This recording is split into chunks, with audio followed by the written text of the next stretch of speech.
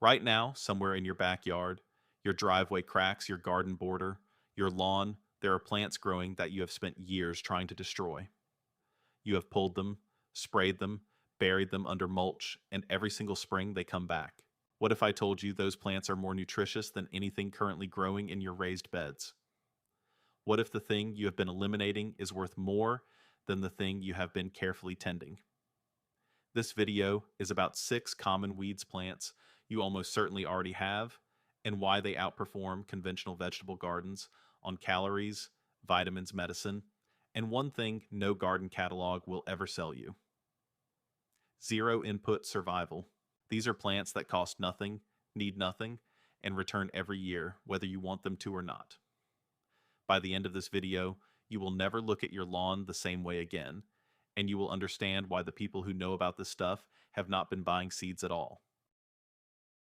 Let's begin with the one that is probably growing closest to you right now. Number 6, dandelion. The plant you have been poisoning that is more nutritious than kale.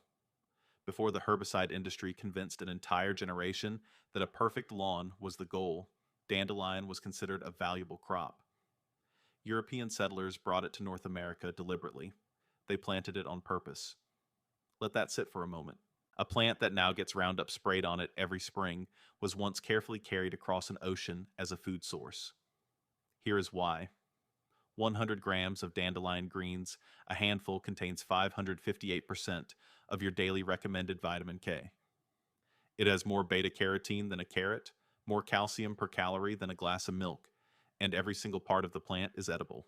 The leaves in early spring before they turn bitter, the flowers raw or battered and fried, the root roasted and ground as a coffee substitute, or dried as a liver-supporting herbal remedy that sells for $12 a bag at health food stores. Here is the comparison that matters.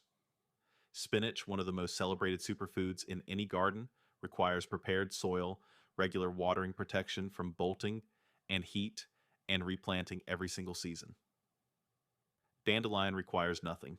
It breaks through compacted soil, it survives frost, it produces from April through October, and it comes back every year from a taproot that goes 18 inches deep. You cannot kill it without chemicals, which is exactly the point. Seed saving does not even apply here. Dandelion saves itself. Every white clock you blow on as a child is a seed dispersal mechanism that ensures you will never run out. But dandelion, as impressive as it is mostly vitamins. What comes next is the weed that solves the one gap most survival gardens can never fill. Number 5, purslane, the only land plant that gives you omega-3s like fish. Most people who see purslane think it is some kind of succulent that snuck into their garden bed. They pull it out and throw it on the compost heap. What they just threw away is one of the most nutritious, complete edible plants on the planet. Purslane contains between 300 to 400 milligrams of alpha-linolenic acid per 100 gram serving. That is more omega-3 fatty acids than any other leafy green plant on Earth. To put that in context, most people spend $20 to $30 a month on fish oil supplements to hit that number. Purslane gives it to you for free from your garden bed, and it will grow back next week without you doing anything. But here is what makes purslane genuinely remarkable for food security. It is a C4 photosynthesis plant, which means it thrives in conditions that kill conventional vegetables. Drought heat, poor soil, full neglect. While your tomatoes are wilting in August and your lettuce has bolted into bitterness, purslane is at peak growth. It wants the conditions that stress every other plant you are growing. Eat it raw in salads. It has a mild, slightly lemony flavor. Saute it in oil, add it to soups, pickle it. In Turkey and Greece, it has been a cultivated crop for centuries. In the Middle East, it is called bakle and treated as a delicacy. In your garden, it is currently getting thrown in the trash. The calorie math is interesting too. Purslane will not win on raw calories. It is around 16 calories per 100 gram. But the micronutrient and omega-3 density means it fills gaps that your potatoes and squash and beans cannot. It is the supplement you are already growing and destroying.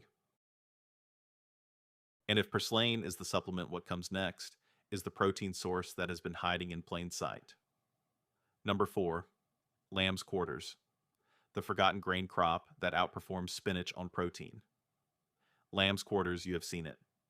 Pale green leaves, powdery white coating on new growth, growing to waist height in any disturbed soil. It looks like it should not be edible. It looks like a weed in the most boring sense of the word. It is one of the most important food plants in pre-agricultural North America. Native American tribes across the continent cultivated lamb's quarters, intentionally harvesting both the leaves and the seeds. The seeds are tiny and black, similar to quinoa, which makes sense because lamb's quarters and quinoa are in the same plant family. Those seeds can be dried ground into flour or cooked whole like a grain. One mature plant produces tens of thousands of seeds in a single season. The leaves contain 4.2 grams of protein per 100 grams raw, more than spinach. They also deliver iron, calcium, riboflavin, and vitamins A and C. Cook them exactly like spinach. They wilt down the same way. They taste mild and earthy, and they are actually more tender than most cultivated greens. Here's the detail that makes lamb's quarters special from a survival standpoint. It grows in disturbed soil, the kind of soil that surrounds construction sites, vacant lots, roadsides, and crucially the edges of any garden that has been dug and amended. If you have been building raised beds, lamb's quarters is almost certainly already colonizing the border. And it self-seeds so aggressively that once you have it forever without doing anything. Most people who are growing spinach 20 feet away are spending money on seeds, preparing soil, managing slugs, and replanting every season. The lamb's quarters, 3 feet from that bed, is doing it for free. But here is where the story gets more interesting. Because the next two weeds on this list do not just feed you, they act as medicine. And that is a dimension most survival garden content never touches. Number 3, wood sorrel, the vitamin C source that grows in your lawn right now. Wood sorrel looks like clover with heart-shaped leaves. Most people who find it assume it is clover and ignore it. It is not clover, and you should not ignore it. Wood sorrel gets its sour, citrusy flavor from oxalic acid, the same compound that makes rhubarb tart. And that flavor is your indicator that it is one of the better, wild sources of vitamin C available. Vitamin C is one of the first deficiencies that appears in diets that have shifted toward stored grains and starches. It was the reason sailors died of scurvy on long voyages. Not starvation, but the absence of fresh plant material. Wood sorrel grows in partial shade, which makes it valuable in spaces where almost nothing else thrives. Under trees along north-facing fence lines, in the shadowed edges of garden beds, wood sorrel fills those dead zones. It is one of the first plants to produce new growth in spring, and one of the last to die back in fall. Eat it raw. Add it to salads for brightness and acidity. Use it anywhere you would use lemon. Children instinctively eat it because of the sour taste, which tells you something about how well it is adapted to be recognized as food. Its seeds and roots are also edible. And like every other plant on this list, it returns on its own every year. But wood sorrel is small and grows in patches. The next plant grows everywhere, produces enormous quantities of edible material, and does something that no vegetable in your raised bed can do for your soil. Number 2, clover, the nitrogen factory you have been mowing into nothing. Red clover and white clover are nitrogen-fixing legumes. This means their root systems host bacteria that pull nitrogen directly from the atmosphere and deposit it into the soil. This is the same biological process that makes beans valuable in rotation planting, except clover does it as a perennial over a much larger root area without you doing anything. A dense stand of clover in your lawn is actively improving the soil beneath it every single season. Before synthetic fertilizers existed, farmers planted clover specifically to restore depleted fields.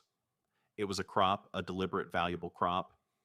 Then synthetic nitrogen made that unnecessary, and we started treating it as a weed. The edible profile is better than most people realize. Young clover leaves are edible raw, mildly grassy, best in small quantities. The flowers, both red and white, are edible raw or dried. Red clover flowers have been used in herbal medicine for decades as a source of isoflavones, compounds studied for their effects on hormonal balance and cardiovascular health. Dried red clover flowers sell for $8 to $15 per ounce at herbal retailers. You can harvest them from your lawn for free. The seeds, tiny and numerous, can be sprouted indoors in winter for fresh greens when nothing is growing outside. Clover sprouts are mild, nutritious, and ready in 4 days. And the plant will keep spreading, keep fixing nitrogen, and keep flowering without any intervention from you. But everything on this list, so far as useful as it is, gets surpassed by what comes next. Because the final weed produces food before anything else can, before your seeds have even germinated, before your raised beds have thawed. It is the only plant on this list that functions as a full, early spring survival crop. Number 1, chickweed, the spring superfood that arrives before your garden does. Chickweed. Stellaria media is the small, sprawling plant with tiny white star-shaped flowers that appears in dense mats in late winter and very early spring. In most temperate climates, it starts growing in February or March, weeks before the last frost date, weeks before any cultivated vegetable can be safely started outside. That timing is the survival advantage. In any food security scenario, the most dangerous period is late winter into early spring, the gap between depleted stores and the first harvest. Chickweed fills that gap. It grows when nothing else will. It produces dense edible material with no inputs, and it tastes genuinely good. Mild, slightly grassy, with a texture similar to baby spinach. Nutritionally, it delivers vitamin C, calcium, magnesium, and iron. It was historically used as a poultice for skin irritation and minor wounds, a practice backed by its demonstrated anti-inflammatory properties. It is one of the oldest documented edible weeds in European and American folk medicine. Here's what makes chickweed particularly valuable in the system we have been building in this video. It grows in the same spaces as everything else on this list. Garden edges, lawn borders, disturbed soil. It does not compete with your crops because it is finished and dying back by the time your summer crops need that space. It occupies the calendar gap no cultivated plant can reach. It self-seeds prolifically. One plant produces 800 seeds. Those seeds can remain viable in soil for up to 10 years. Once chickweed finds your garden, it is part of your garden, permanently providing fresh greens every late winter for the rest of the time you grow food on that land. Now step back and look at what we actually have here. 6 plants. Not one of them costs money.